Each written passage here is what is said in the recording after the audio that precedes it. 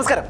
എല്ലാ പ്രിയപ്പെട്ട പ്രേക്ഷകർക്കും ദ വാർ റൂമിലേക്ക് സ്വാഗതം. ഇന്ന് വാർ റൂം ചർച്ച ചെയ്യാൻ പോകുന്നത് അമ്പലപ്പുഴ നിയോജക മണ്ഡലത്തെക്കുറിച്ചാണ്. എന്തുകൊണ്ടാണ് അമ്പലപ്പുഴ നിയോജക മണ്ഡലം എന്ന് ചോദിച്ചാൽ, അമ്പലപ്പുഴ നിയോജക മണ്ഡലം ഇന്ന് ഏറെ ശ്രദ്ധ നേടിയിരിക്കുന്ന ഒരു മണ്ഡലമായി മാറിയിരിക്കുകയാണ്. അവിടെ സ്ഥാനാർത്ഥികൾ ആരാണ്? ജി സുധാകരനാണ്. 2026 മുതൽ 2021 വരെയുള്ള 15 വർഷക്കാലം അമ്പലപ്പുഴയുടെ ജനപ്രതിനിധിയായിരുന്നു ജി സുധാകരൻ. പിന്നീടാണ് CPM-ലെ ജീർണതകൾക്കെതിരെ ശബ്ദമുയർത്തിക്കൊണ്ട് അദ്ദേഹം പുറത്തേക്ക് വരുന്നതും സ്വതന്ത്ര സ്ഥാനാർത്ഥിയായി അമ്പലപ്പുഴയിൽ മത്സരിക്കാൻ നിൽക്കുന്നു. രണ്ടാമത്തെ സ്ഥാനാർത്ഥി ആരാണ്? LDF നിർത്തുന്നത് എച്ച് സലാമിനെയാണ്. 2021 11,000 വോട്ടുകളുടെ ഭൂരിപക്ഷത്തോടെ വിജയിച്ച് കയറിയ ഒരു വ്യക്തിയാണ് എച്ച് സലാം എന്ന് പറയുന്നത്. CPM-ന്റെ ശക്തനായ ഒരു നേതാവ് തന്നെയാണ് എച്ച് സലാം. NDAക്ക് വേണ്ടി നിൽക്കുന്ന ആരാണ്? അനിരുദ്ധ് എന്ന് പറയുന്ന ചെറുപ്പക്കാരനാണ്. ധീവര സമുദായത്തിൽപ്പെട്ട ഇദ്ദേഹത്തിന്റെ വോട്ട് ബാങ്ക് എന്ന് പറയുന്നത് ചില്ലറയല്ല, നമുക്ക് വില കുറച്ച് കാണാൻ കഴിയില്ല. അതുകൊണ്ട് തന്നെ അമ്പലപ്പുഴ നിയോജക മണ്ഡലം ഇന്ന് ഏറെ ശ്രദ്ധ നേടുന്ന ഒന്നാണ്. ആര് അമ്പലപ്പുഴ നീന്തി കയറും? അതാണ് ഇന്നത്തെ പ്രധാന ചോദ്യം. ജോർജി, ആര് അമ്പലപ്പുഴ നീന്തി കയറും? സ്വാഭാവികമായിട്ടും റോജി, നമുക്കറിയാം അമ്പലപ്പുഴ മുൻ വർഷങ്ങളിൽ ഒരു പാറ്റേൺ പരിശോധിക്കുകയാണെങ്കിൽ അങ്ങനെ ഒരു ടൈറ്റ് കോമ്പറ്റീഷൻ അല്ലെങ്കിൽ തീപ്പൊരി പോരാട്ടം നടക്കുന്ന മണ്ഡലങ്ങളുടെ ഗണത്തിൽ നമുക്ക് അമ്പലപ്പുഴ പെടുത്താൻ സാധിക്കുമായിരുന്നില്ല. ഒരു 10 ഇപ്പോൾ റോജി പറഞ്ഞതുപോലെ ഒരു 10 വർഷം മുമ്പ് അല്ലെങ്കിൽ ഒരു 5-6 വർഷം മുമ്പ് നമുക്ക് ഇങ്ങനെ ഒരു രാഷ്ട്രീയ സാഹചര്യം അമ്പലപ്പുഴയിൽ നമുക്ക് ചിന്തിക്കാൻ പോലും സാധിക്കുകയില്ല. കാരണം ഒരു കറ കളഞ്ഞ അല്ലെങ്കിൽ കറ തീർന്ന ഒരു സഖാവാണ് ജി സുധാകരൻ എന്ന് പറയുന്നത്. 63 വർഷത്തോളമായി പാർട്ടിയിൽ പ്രവർത്തിക്കുന്ന ഒരു സഖാവ്. ആ വ്യക്തിയാണ് ഇപ്പോൾ CPM-നെതിരെ അവിടെ സ്വതന്ത്ര വേഷത്തിൽ മത്സരിക്കുന്നത്, UDF-ന്റെ പിന്തുണയോടുകൂടി തന്നെ മത്സരിക്കുന്നത്. ഞാൻ പറഞ്ഞതുപോലെ 5 വർഷം മുമ്പ് സഖാക്കൾക്കോ അല്ലെങ്കിൽ കോൺഗ്രസ്സുകാർക്കോ പോലും സ്വപ്നം പോലും കാണാൻ പറ്റാത്ത ഒരു രാഷ്ട്രീയ സാഹചര്യമാണ് അവിടെ ഉരുത്തിരിഞ്ഞിരിക്കുന്നത്. ജി സുധാകരനെ സംബന്ധിച്ചിടത്തോളം പോസിറ്റീവായിട്ടുള്ള വശങ്ങൾ അനവധി അവിടെയുണ്ട്. കാരണം വർഷങ്ങളായിട്ട് റോജി പറഞ്ഞതുപോലെ 2006 മുതൽ 2021 വരെ അമ്പലപ്പുഴയെ നയിച്ചുകൊണ്ടിരിക്കുന്നു. അമ്പലപ്പുഴയുടെ ജനപ്രതിനിധിയാണ് അദ്ദേഹം. മന്ത്രിയായിട്ടുണ്ട്, പൊതുമരാമത്ത് മന്ത്രിയായിട്ടുണ്ട്. ആ കാലഘട്ടങ്ങളിലൊക്കെ അമ്പലപ്പുഴയിൽ അദ്ദേഹം ചെയ്ത വികസന പ്രവർത്തനങ്ങൾ തന്നെയാണ് അദ്ദേഹത്തിൻ്റെ തുറുപ്പുചീട്ട്. ഒപ്പം അവിടുത്തെ മുതിർന്ന തലമുറ സഖാക്കന്മാർ അല്ലെങ്കിൽ കമ്മ്യൂണിസ്റ്റ് നേതാക്കളുമായിട്ടുള്ള അദ്ദേഹത്തിൻ്റെ ഇപ്പോഴുമുള്ള ഒരു വ്യക്തിബന്ധം, പാർട്ടി അണികളുമായിട്ടുള്ള അദ്ദേഹത്തിൻ്റെ ഒരു വ്യക്തിബന്ധം, വ്യക്തിപരമായിട്ടുള്ള ബന്ധം, പാർട്ടിക്ക് അതീതമായിട്ടുള്ള ബന്ധം, അതൊക്കെ അദ്ദേഹത്തിനെ തുണയ്ക്കാനുള്ള ഒരു സാധ്യത അവിടെ നിലനിൽക്കുന്നുണ്ട്. അപ്പോൾ ഒരു സഖാവ് വേഴ്സസ് സഖാവ് എന്നൊരു പോരാട്ടം തന്നെയാണ് അല്ലേ അമ്പലപ്പുഴയിൽ നിലനിൽക്കുന്നത്. തീർച്ചയായിട്ടും. കാരണം നമുക്കറിയാം പുന്നപ്ര വയലാർ സ്മാരകം കുടികൊള്ളുന്ന ഒരു സ്ഥലമാണ് ഈ അമ്പലപ്പുഴ എന്ന് പറയുന്നത്. അത് ചുവപ്പ് മണ്ണ് തന്നെയാണ്. എപ്പോഴും ചുവപ്പിന് വേണ്ടി മാത്രമായിട്ടുള്ള ഒരു പ്രദേശം തന്നെയാണ് ഈ അമ്പലപ്പുഴ എന്ന് പറയുന്ന സ്ഥലം. അപ്പോൾ അവിടെ ജി സുധാകരൻ ഓപ്പോസിറ്റ് ആയിട്ട് നിൽക്കുമ്പോൾ സഖാക്കൾ എങ്ങനെ ഇതിനെ ഉൾക്കൊള്ളും എന്നൊരു പ്രത്യേക ഒരു കാര്യമുണ്ട്.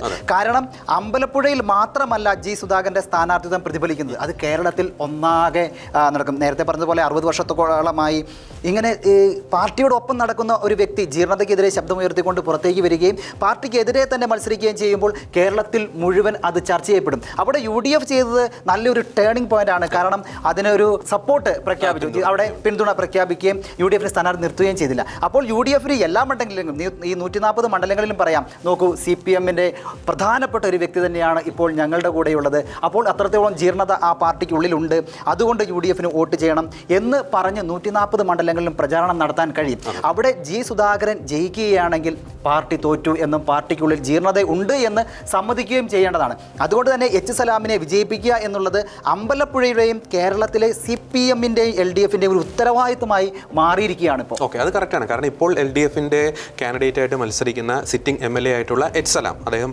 ഉയർത്തിപ്പിടിക്കുന്നത് അവിടെ അദ്ദേഹം കൊണ്ടുവന്ന വികസന പ്രവർത്തനങ്ങളൊക്കെയാണ് അദ്ദേഹം ഉയർത്തിപ്പിടിക്കുന്നത്. നമുക്കറിയാം അമ്പലപ്പുഴയുടെ ഒരു മണ്ണ് എന്ന് പറയുന്ന നെൽ കർഷകർ, ഉൾനാടൻ ഈ മത്സ്യബന്ധനവുമായി ബന്ധപ്പെട്ടുള്ള കാര്യങ്ങൾ, ഈ നെൽപ്പാട സമിതികൾ, സഹകരണ സംഘങ്ങൾ, അതിൻ്റെയൊക്കെ ഉള്ള ഒരു മണ്ണാണ് ഈ അമ്പലപ്പുഴ എന്ന് പറയുന്നത്. ഈ ഒന്ന് കണ്ണൂരിന് ശേഷം ഒരു പാർട്ടി കോട്ട എന്ന് തന്നെ നമുക്ക് അമ്പലപ്പുഴയെ വിശേഷിപ്പിക്കാൻ സാധിക്കും. ഒരുപക്ഷെ ഇങ്ങനെ പറഞ്ഞാൽ പോലും അതിശയോക്തിയില്ല. ഇപ്പോൾ അവിടെ മത്സരിക്കുന്ന എച്ച് സലാമിനെ വളർത്തിക്കൊണ്ടുവന്നത് ജി സുധാകരനാണ് എന്ന് പറഞ്ഞാൽ പോലും നമുക്ക് അതിനകത്ത് ഒട്ടും തന്നെ അതിശയോക്തിയില്ല. ജി സുധാകരനെ സംബന്ധിച്ചിടത്തോളം അദ്ദേഹത്തെ ഏറ്റവും കൂടുതൽ വേദനിപ്പിച്ചത് 63 വർഷമായി പാർട്ടിയിൽ പ്രവർത്തിക്കുന്ന ഒരു സഖാവ് എന്ന് പറയുന്ന ജി സുധാകരനെ ഈ സംസ്ഥാന കമ്മിറ്റിയിൽ നിന്നും ഒരു ബ്രാഞ്ച് ലെവലിലേക്ക്, അതും സ്പെഷ്യൽ ബ്രാഞ്ച് ലെവലിലേക്ക് തരം താഴ്ത്തുന്ന രീതി, അദ്ദേഹത്തിന് ഉണ്ടായ ഒരു മാനസികമായിട്ടുള്ള വിഷമം എന്ന് പറയുന്നത് പറഞ്ഞറിയിക്കാൻ സാധിക്കാത്തതാണ്. മാത്രമല്ല ഈ പ്രത്യേകിച്ച് ജില്ലാ നേതൃത്വവുമായിട്ടുള്ള വലിയ പ്രശ്നങ്ങൾ. ഒപ്പം 2021 നമുക്കറിയാം 11,000 വോട്ടിൻ്റെ ഭൂരിപക്ഷത്തിലാണ് ഈ എച്ച് സലാം ജയിച്ചു കയറുന്നത്. അതിനു മുമ്പ് 2016 ഏകദേശം 22,000 വോട്ടിൻ്റെ ഭൂരിപക്ഷം ജി സുധാകരൻ ഉണ്ടായിരുന്നു. കൃത്യമായി പറയുകയാണെങ്കിൽ ഏകദേശം ഒരു 63,000 വോട്ടാണ് 2016 ജി സുധാകരൻ പിടിച്ചത്. പിന്നെ ഈ പറയുന്ന 2021 എത്തുമ്പോൾ ആ CPM-ന്റെ വോട്ട് എന്ന് പറയുന്നത് 61,000 കുറയുന്നു. അപ്പോൾ ഏകദേശം ഒരു 1,700 വോട്ടുകളുടെ ഒരു കുറവ് സംഭവിച്ചിട്ടുണ്ട്. ഭൂരിപക്ഷത്തിൽ ഗണ്യമായിട്ടുള്ള ഇടിവ് സംഭവിച്ചിട്ടുണ്ട്. അത് ജി സുധാകരൻ സുധാകരന്റെ വീഴ്ചയാണ് എന്ന രീതിയിലുള്ള ഒരു ആരോപണം അദ്ദേഹത്തിന് നേർക്ക് വരുന്നു. അത് അദ്ദേഹത്തെ തെല്ലൊന്നുമല്ല വിഷമിപ്പിച്ചത്. തീർച്ചയായിട്ടും. അതായത് ഈ 2021 തെരഞ്ഞെടുപ്പിൽ ജി സുധാകരന്റെ വലിയൊരു മൗനം ഉണ്ടായിരുന്നു. ഈ മൗനം വാചാലമാകുന്ന ഒരു കാര്യമാണ് നമ്മൾ അമ്പലപ്പുഴയിൽ കണ്ടത്. അത് വലിയ രീതിയിൽ ഈ വോട്ട് കുറയ്ക്കാനുള്ള ഒരു കാരണമായി മാറി. അതിനുശേഷം തെരഞ്ഞെടുപ്പ് പ്രചാരണം ശക്തമായി കൊണ്ടിരിക്കുന്ന സമയത്ത് നേതൃത്വം തന്നെ ഇടപെട്ടുകൊണ്ട് പലപ്പോഴും എച്ച് സലാമിന്റെ വാഹന പ്രചരണ ജാഥകളിലും നിർബന്ധപൂർവ്വം ജി സുധാകരനെ കൊണ്ടുപോകുന്ന കാഴ്ചയെ കണ്ടേ. അങ്ങനെ അവസാന ഘട്ടത്തിൽ മാത്രം ജി സുധാകരൻ പ്രവർത്തിക്കുകയും എച്ച് സലാമിന് വേണ്ടി പ്രചാരണം നടത്തുകയാണ് ചെയ്തത്. അതുവരെ ഉണ്ടായിരുന്ന വലിയൊരു കാലഘട്ടം ഉണ്ടായിരുന്നു.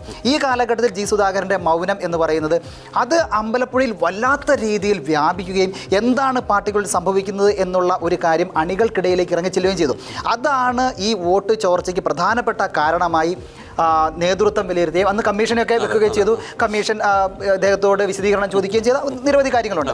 അപ്പോൾ ഇങ്ങനെ വന്നു കഴിഞ്ഞപ്പോൾ ജി സുധാകരന് ഉണ്ടായ ഒരു വിഷമം എന്ന് പറയുന്നത് വല്ലാത്തൊരു വിഷമമായിരുന്നു. അതിൻ്റെ തുടർച്ചയാണ് ഈ 2026 കാണാൻ പോകുന്നത്. അതിനോട് തന്നെ ഒരുപാട് കവിതകളൊക്കെ എഴുതുന്ന ഒരു വ്യക്തിയായി മാറിയിരുന്നു. അങ്ങനെ കവിതകളും സാംസ്കാരിക രംഗങ്ങളിലൊക്കെ പ്രവർത്തിച്ചിരുന്ന ജി സുധാകരൻ പെട്ടെന്ന് തന്നെ പാർട്ടിയോടുള്ള തൻ്റെ അകൽച്ച തുറന്നു പറഞ്ഞുകൊണ്ട് പുറത്തേക്ക് വരികയാണ്. ഇത് UDF വീക്ഷിച്ചുകൊണ്ടിരിക്കുകയായിരുന്നു. ഈ സമയത്ത് BJPയും വീക്ഷിച്ചുകൊണ്ടിരിക്കുന്നു എന്താ സംഭവിക്കാൻ പോകുന്നതെന്ന്. അവിടെ സ്വതന്ത്രനായി മത്സരിച്ച് കഴിഞ്ഞപ്പോൾ തന്നെ വലിയൊരു പ്രതികരണം മുഖ്യമന്ത്രിയുടെ ഭാഗത്തുനിന്നുണ്ടായി. അതായത് ചെറ്റത്തരം തുടങ്ങിയ കാര്യങ്ങളൊക്കെ ഉണ്ടായി. അത് ആ സംഭവം ജി സുധാകരൻ അവിടെ വളരെ സെൻസിറ്റീവായ ഒരു കാര്യമാക്കി മാറ്റിയായിരുന്നു. കാരണം ഞാൻ ഇങ്ങനെയുള്ളൊരു വീട്ടിൽ ജനിച്ച് വളർന്ന വ്യക്തിയാണ്, ഞാൻ ദാരിദ്ര്യത്തോടെ മുന്നോട്ട് പോയൊരു വ്യക്തിയാണ് എന്ന് പറഞ്ഞ് വളരെ സെൻസിറ്റീവായി അപ്രോച്ച് ചെയ്യും. അത് ജനങ്ങൾക്ക് ഇടയിലെല്ലാം ഒരു സെന്റിമെന്റ്സ് ഉണ്ടാക്കുകയും ചെയ്തിട്ടുണ്ട്. അതും ചിലപ്പോൾ വോട്ടായി മാറാം. അതെ, മറ്റൊരു പ്രധാനപ്പെട്ട ഒരു കാര്യം എന്ന് പറയുന്നത് ഈ ജി സുധാകരന്റെ സ്ഥാനാർത്ഥിത്വം. നമുക്കറിയാം ഈ അവിടെ അതിനു മുമ്പ് മത്സരിച്ച M ലിജു കോൺഗ്രസിന്റെ കാൻഡിഡേറ്റ്, അദ്ദേഹം എനിക്ക് തോന്നുന്നു 2011 മത്സരിച്ചു. ഒപ്പം തന്നെ 2021 മത്സരിച്ചിട്ടുണ്ട്. അപ്പോൾ അതിനാൽ തന്നെ കോൺഗ്രസിന്റെ ഉള്ളിൽ ജി സുധാകരന്റെ സ്ഥാനാർത്ഥിത്വം വന്നതിന് ശേഷം ചെറിയ പൊട്ടിത്തെറികളൊക്കെ അവിടെ സംഭവിച്ചിരുന്നു. അപ്പോൾ ഈ കോറായിട്ടുള്ള കോൺഗ്രസ്സുകാർ, ഇത്രയും നാളും ഈ ജി സുധാകരനെ ചീത്ത പറഞ്ഞുകൊണ്ടിരുന്നവർ, ജി സുധാകരനെതിരെ പോരാടിയിരുന്നവർ, ഇപ്പോൾ ജി സുധാകരനെ ജയ് വിളിക്കേണ്ട ഒരു അവസ്ഥയിലേക്ക് കാര്യങ്ങൾ പോകുന്നു. അത് എത്രത്തോളം അണികളെ പറഞ്ഞ് ബോധ്യപ്പെടുത്തുവാൻ കോൺഗ്രസിന് സാധിച്ചിട്ടുണ്ട് എന്നൊരു ചോദ്യം അവിടെ പ്രസക്തമാണ്. അതെ, M ലിജു അവിടെ ആദ്യം സ്ഥാനാർത്ഥിയാകും എന്നൊരു പ്രതീതി ഉണ്ടായിരുന്നു.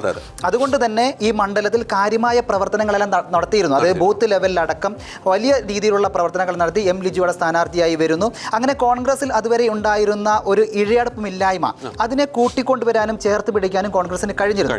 ആ സമയത്തായിരുന്നു ജി സുധാകരൻ്റെ എൻട്രി എന്ന് പറയുന്നത്. ഇപ്പോൾ ഉണ്ടാകുന്ന ചില വിള്ളലുകൾ അത് പരിഹരിക്കാൻ കഴിഞ്ഞു പാർട്ടിക്കുള്ളിൽ എന്നുള്ളത് തന്നെയാണ്. കാരണം പാർട്ടിക്കുള്ളിൽ വേണ്ടത് LDFന്റെ മണ്ണായ ചുവന്ന മണ്ണിനെ എങ്ങനെയും കോൺഗ്രസ് തിരിച്ചു പിടിക്കുക അല്ലെങ്കിൽ UDF തിരിച്ചു പിടിക്കുക എന്ന് പറയുന്ന ഒരു കാര്യം തന്നെയാണ് ഇപ്പോൾ UDF മുന്നോട്ട് വെച്ചിരിക്കുന്നത്. അതിനുവേണ്ടി ജി സുധാകരനെ സപ്പോർട്ട് ചെയ്യുക എന്ന് പറയുന്ന ഒരു വികാരം മൊത്തത്തിൽ UDFന്റെ ഇടയിൽ ഉണ്ടായിട്ടുണ്ട്. അത് സുധാകരന് ഗുണകരമാവുകയും ചെയ്യും. അത് മാത്രമല്ല തന്നെ സുധാകരൻ പറഞ്ഞൊരു കാര്യമുണ്ട്, എൻ്റെ സ്വന്തമായിട്ടൊരു 15,000 വോട്ടുണ്ട്, ബാക്കി കോൺഗ്രസിന് ഇവിടെ ഒരു 50,000 വോട്ടുണ്ട്, അതെങ്ങനെയാണ് നിങ്ങൾ പിടിച്ചു തരിക എന്നുള്ളതാണ്. പിന്നെ സമുദായങ്ങൾ വെച്ച് നോക്കുമ്പോൾ ഉണ്ടാകുന്ന 10-30,000 വോട്ടുണ്ട്. ഇതെല്ലാം തന്നെ തനിക്ക് കിട്ടിയ ഏകദേശം 80,000 വോട്ടിന്റെ അടുത്ത് താൻ പിടിക്കും എന്ന വലിയൊരു കോൺഫിഡൻസ് ആണ് സുധാകരൻ മുന്നോട്ട് വെക്കുന്നത്. ഈ 80,000 എന്നുള്ളതൊക്കെ എത്രത്തോളം മുന്നോട്ട് പോകും എന്ന് നമുക്കറിയില്ല.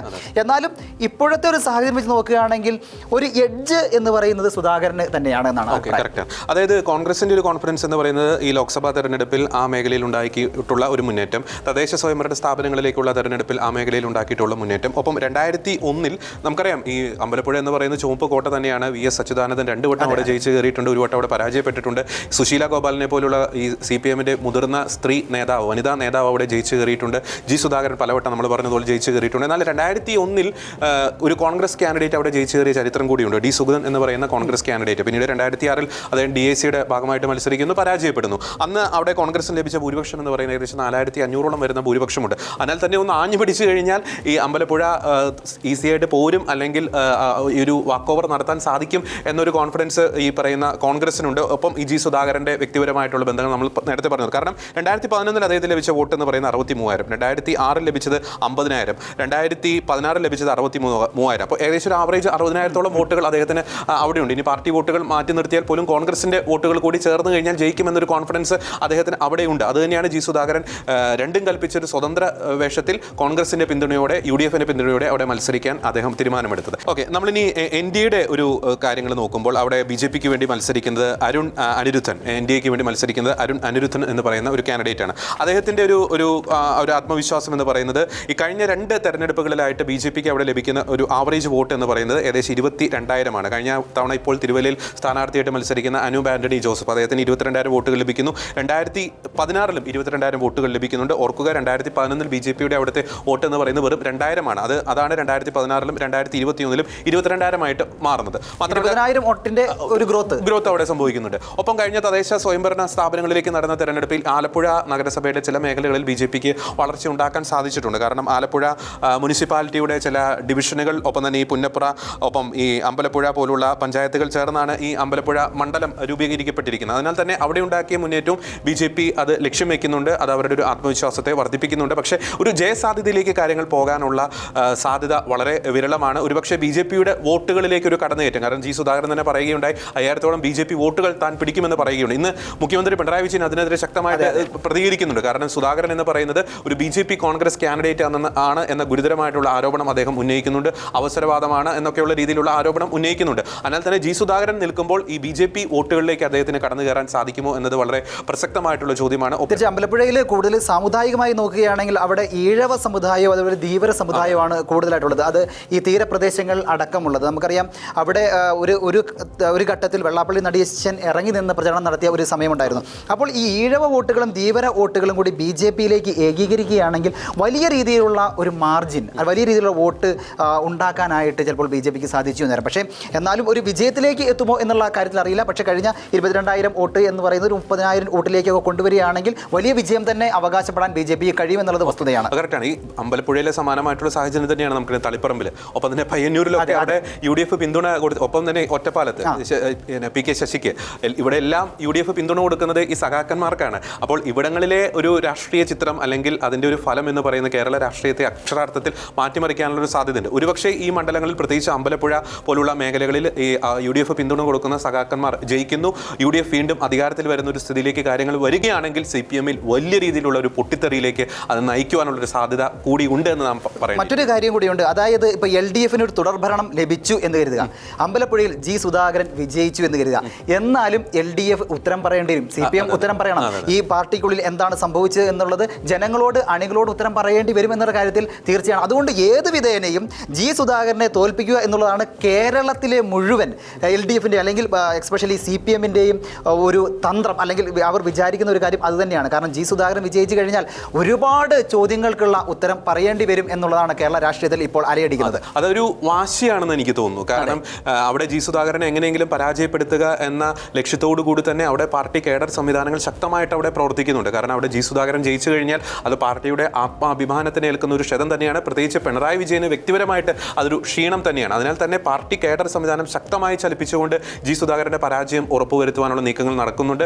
മറുസൈഡിൽ ഇപ്പോൾ KC വേണുഗോപാലിനെ പോലെയുള്ള ഹൈക്കമാൻഡിൽ വലിയ രീതിയിലുള്ള ഒരു പിടിപാടുള്ള കോൺഗ്രസിന്റെ ദേശീയ തലത്തിൽ പ്രവർത്തിക്കുന്ന നേതാവ് ഉൾപ്പെടെ നേരിട്ട് ആ മണ്ഡലങ്ങളിലെ നീക്കങ്ങളും പ്രചാരണങ്ങളും നിയന്ത്രിക്കുന്നുണ്ട്, മേൽനോട്ടം വഹിക്കുന്നുണ്ട് എന്നതാണ് വളരെ വാസ്തവം. അതിനാൽ തന്നെ വാശിയേറിയ ഒരു പോരാട്ടം തന്നെ. മറ്റൊരു കാര്യം കൂടി ഒന്ന് കൂട്ടിച്ചേർക്കാനുള്ളത്, ജി സുധാകരന് കുറച്ച് വോട്ടുകൾ കൂടുതൽ ലഭിക്കുന്ന ഒരു സ്ഥലമാണ് വളഞ്ഞവഴി എന്ന് പറയുന്നത്.